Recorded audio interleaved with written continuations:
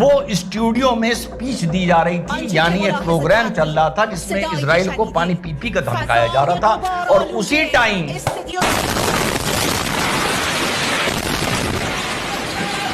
Iran के सरकारी TV channel पर भी मिसाइल दाग दिया। बराह रास्त नशरियात के दौरान टीवी चैनल की खातून एंकर सहर इमामी सीट छोड़कर उठ गईं। ट्रंप G7 की बैठक के बीच अमेरिका लौट आए और इस बीच ये भी कहा है कि इजराइल का साथ देने के लिए अमेरिका हमेशा खड़ा है और खड़ा रहेगा। इजराइल ने वहां पर जाकर ठोका है ईरान को, जहां पर उसकी अनब्रेकेबल अनरीचेबल न्यूक्लियर साइट थी, और ईरान के अंदर अर्थक्वेक आने शुरू हो गए। भाई अभी तो पाकिस्तान में अर्थक्वेक आ रहे थे, आज ईरान में शुरू हो गए। भाई मोदी नॉमिक्स पहुंच गई है ईरान के अंदर। बहुत बड़ा कुछ होने वाला है, इसका अंदाजा दे दिया डोनाल्ड ट्रंप ने।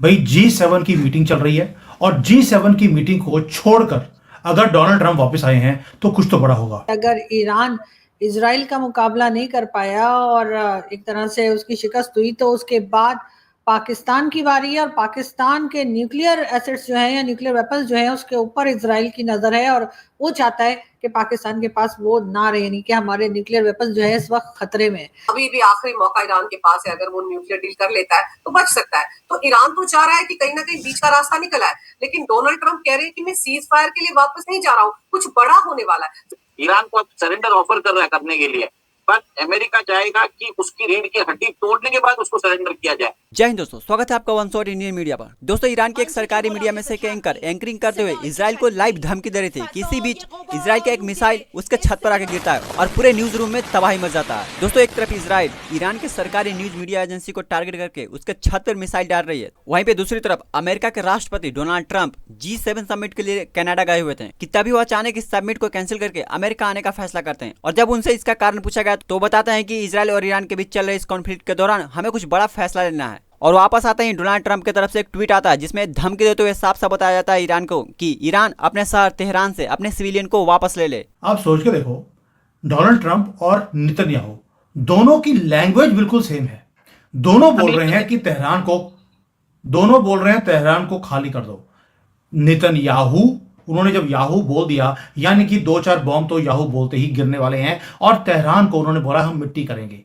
अब सोच कर देखिए, पहले तो डोनाल्ड ट्रंप बोलते रहे कि मैं इंटरवीन नहीं करूंगा, ये तो इजराइल ने मेरे से बिना पूछे कर दिया, मुझे पता ही नहीं था कि युद्ध हो भी रहा है। और अब तेहरान को खुद ही बोल दिया कि हम तबाह करने वाले हैं। एंड तबाह करने के लिए, जैसे आपने पहले बोला, एयरक्राफ्ट कैरियर भेज दिया है ईरान के पास।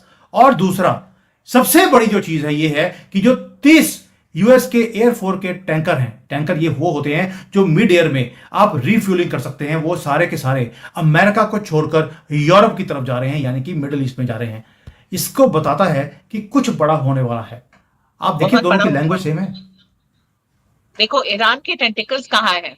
हिजबुल्लाह में है तो लेबनान है, हूती है तो यमन है, हमास है तो गाजा पट्टी वगैरह है। हमास के फुटप्रिंट आपने पाकिस्तान तक में देख लिए हैं, आपने हमास के फुटप्रिंट बांग्लादेश में देख लिए हैं।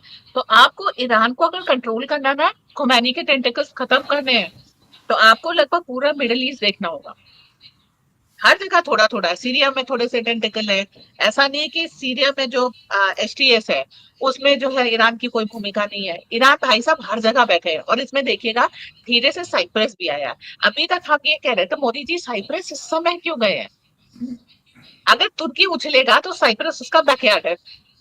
मोदी जी को वहां पर अवार्ड भी मिल गया साइप्रस में।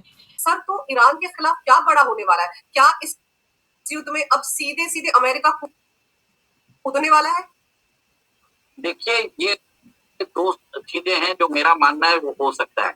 ईरान का जो न्यूक्लियर फैसिलिटी है नातांज में कंप्लीटली डिस्ट्रॉय हो चुका है। इफ्तान में था, वो भी डिस्ट्रॉय हो चुका है। जो फोर्डो है, वो जो न्यूक्लियर फैसिलिटी है वो एक माउंटेनस रीजन में, मतलब पहाड़ों के नीचे 90 मीटर नीचे रखा हुआ है उन्होंने, और उसको उड़ाने के लिए इजराइल के पास वो कैपेसिटी नहीं है। कल इजराइल ने अपने सबसे ताकतवर बम का यूज किया तो भी कुछ नहीं कर पाया। अब अमेरिका यूज करने वाला है अपना जो mother of all bomb GB57। अगर ये जो बॉम्ब की जो साइज है, आप जो जिसकी जो वेट है, it is 13,600 kilometre, sorry 13,600 kilogram. और आप ये देख लीजिए, और उसको B2 बॉम्बर से ही उसको उठाया जा सकता है। और वो B2 बॉम्बर भी एक प्लेन $2 बिलियन का है, और अमेरिका के पास ऐसे 10 प्लेन है। और ये बताया जाता है कि उस प्लेन से वो सीधा वो बॉम्ब फॉर्लो में डालेगा। फॉर्लो के अंदर जो सेंट्रीफ्यूजेस है, देयर आर 3000 सेंट्रीफ्यूजेस।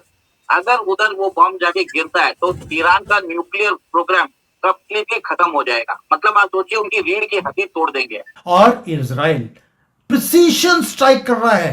हिट कहां कर रहा है? उनके ऑयल डिपो पर, उनके कमांड के बंकर्स पर, जहां पर खमेनी सुना है उसी कमांड सेंटर में बंकर में किसी डस्टबिन में बैठकर छुप कर बैठा है कि एटलीस्ट डस्टबिन में तो मुसाद नहीं पहुंचेगी। वो वहां पर भी उन्होंने अटैक कर दिया है और रडार के बेसिस को डिस्ट्रॉय कर दिया गया है। तभी उन्होंने बोला था now we rule Tehran airspace. ये किसने बोला?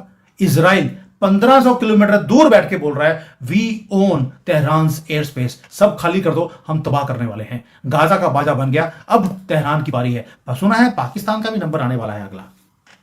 कुछ ना कुछ तो पाकिस्तान में होगा, क्योंकि टेंटेकल ईरान के पाकिस्तान में भी है और अब पाकिस्तान अमेरिका के लिए यूजफुल नहीं रहा। लेकिन एक जो चीज है कि अब अगर ईरान कह रहा है कि हम न्यूक्लियर बॉम्ब बनाने की बात नहीं करेंगे, it is too little too late, they have missed the bus already.